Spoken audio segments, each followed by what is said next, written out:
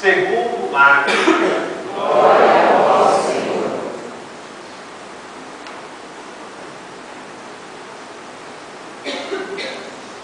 No tempo em que viveu entre nós, Jesus dizia no seu ensinamento a uma grande multidão: tomai cuidado com os doutores da lei.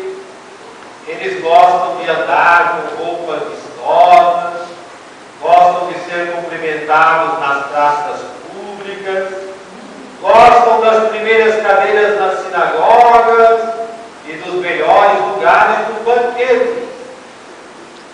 Entretanto, eles devoram as casas das viúvas, ao mesmo tempo que fingem fazer profundas orações. Por isso, eles receberão a pior condenação. Jesus estava sentado no templo, diante do cofre das esmolas, e observava como a multidão depositava suas moedas no cofre. Muitos ricos depositavam grandes quantidades de moedas. Então chegou uma pobre viúva, que deu 2 pequenas moedas, que não valiam quase nada. Nesse momento, Jesus chamou os discípulos e disse-lhes: em verdade vos digo, esta pobre viúva deu mais do que todos os outros que ofereceram esmola. Todos deram o que tinham de sobra, enquanto ela, na sua pobreza, ofereceu tudo aquilo que possuía para viver. Palavra da salvação. Glória a vós, Senhor.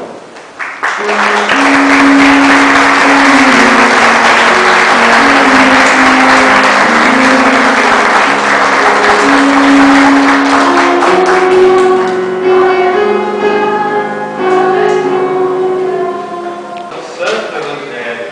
Perdoa os nossos pecados. Amém.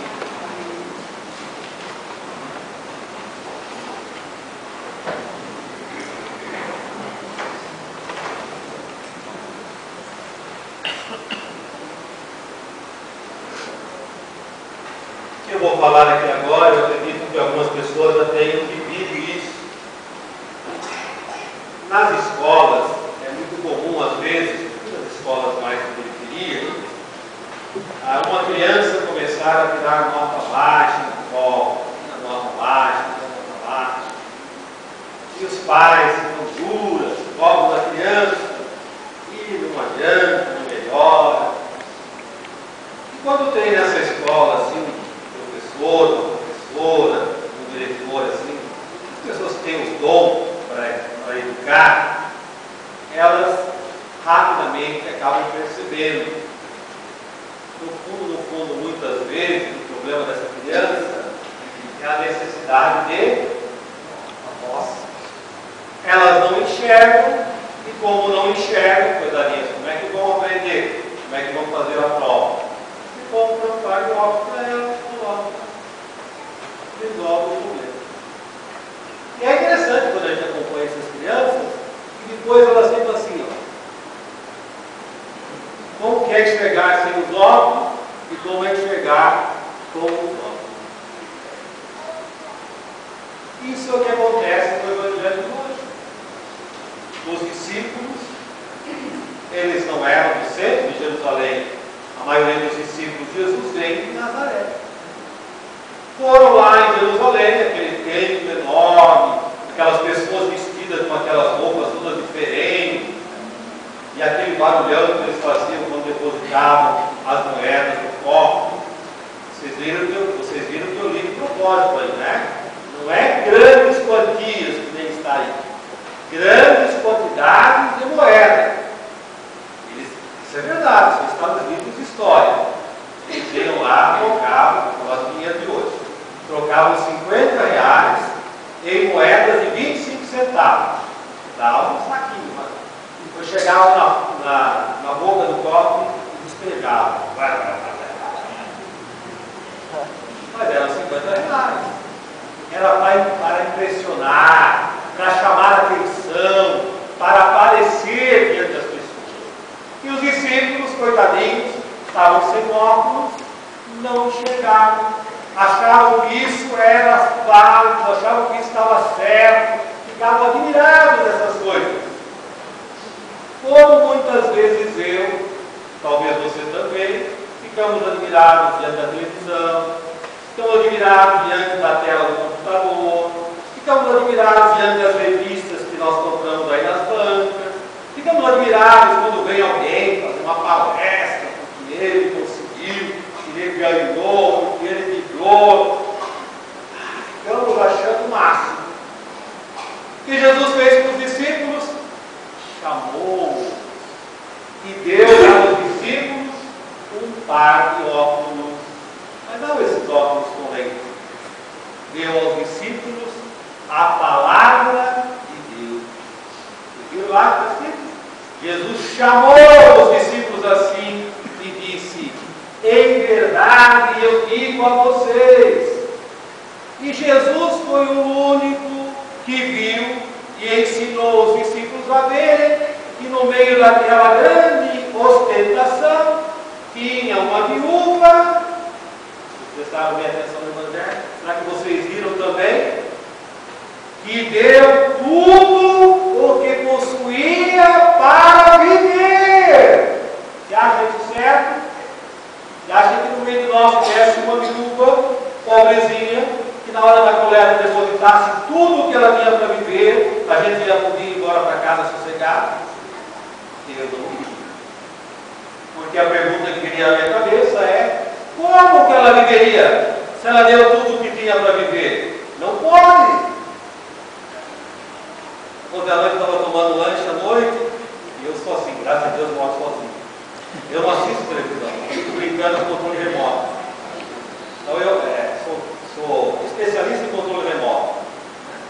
E passei lá no canal e peguei por acaso, acho que não foi bem por acaso. Uma das igrejas, não interessa qual, com uma campanha que eu fiquei tentado. Eu sei que era pastoral do livro, norma, fiquei tentado.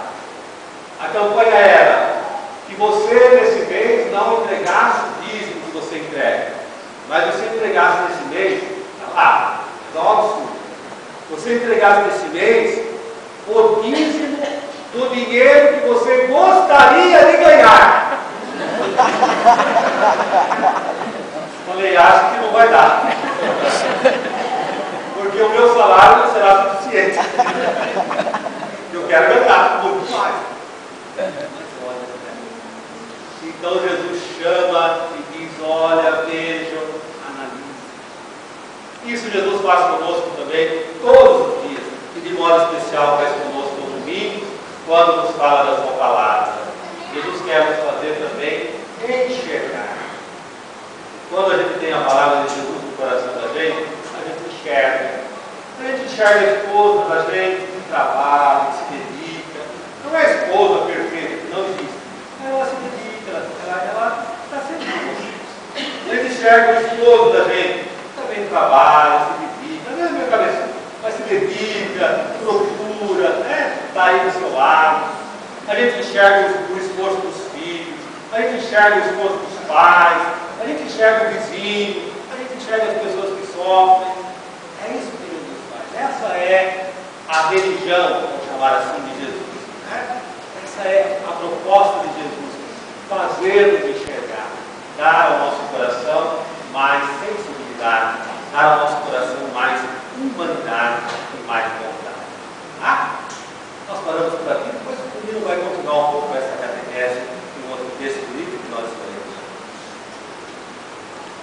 Hoje nós vamos partir para mais um pensamento, uma reflexão que eu acho bastante válida e prática. É um momento dedicado ao conhecimento e o fortalecimento do Instituto do Dízimo. E a reflexão sobre esse tema nos leva a perceber as diversas as dimensões associadas a ele, dimensões que causam impacto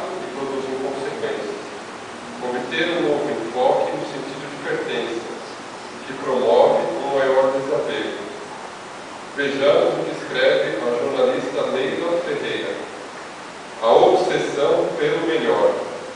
Estamos obcecados com o melhor.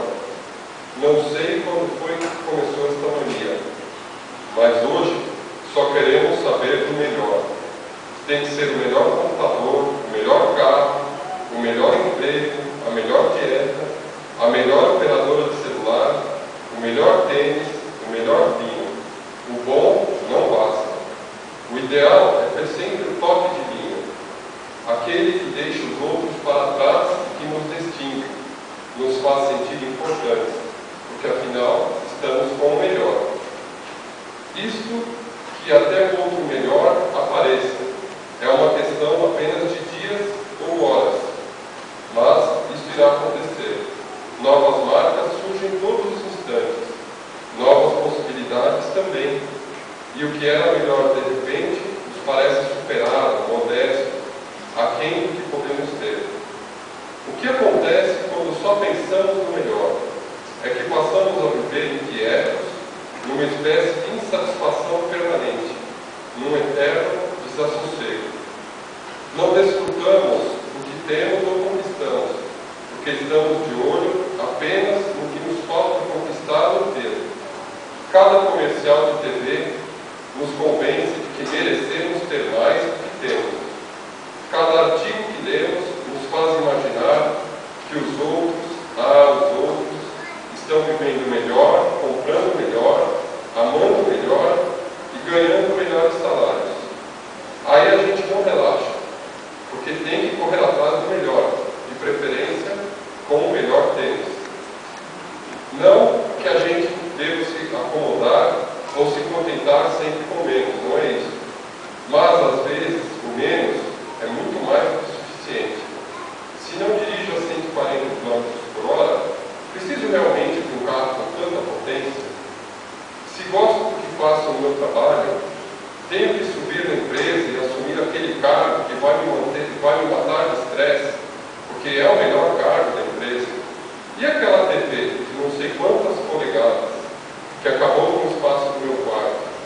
E o restaurante, onde sinto saudades da comida de casa, mas vou porque tem o melhor chefe. Aquele shampoo que eu usei durante anos, que tem que ser aposentado, porque agora existe um melhor, que é 10 vezes mais caro.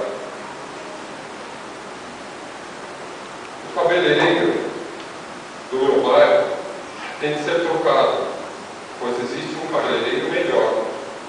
Tenho pensado no que essa busca permanente do melhor tem nos deixado ansiosos e nos impede de desfrutar o bom que já temos. A casa que é pequena, mas nos acolhe. O emprego que talvez não pague tão bem, mas nos enche de alegria. A TV que está velha, mas nunca deu defeito. O homem que tem defeitos como nós, mas nos faz mais felizes do que os homens perfeitos. As férias que não vão ser da Europa, que o dinheiro não deu, mas que vai me dar a chance de estar perto de quem realmente eu amo.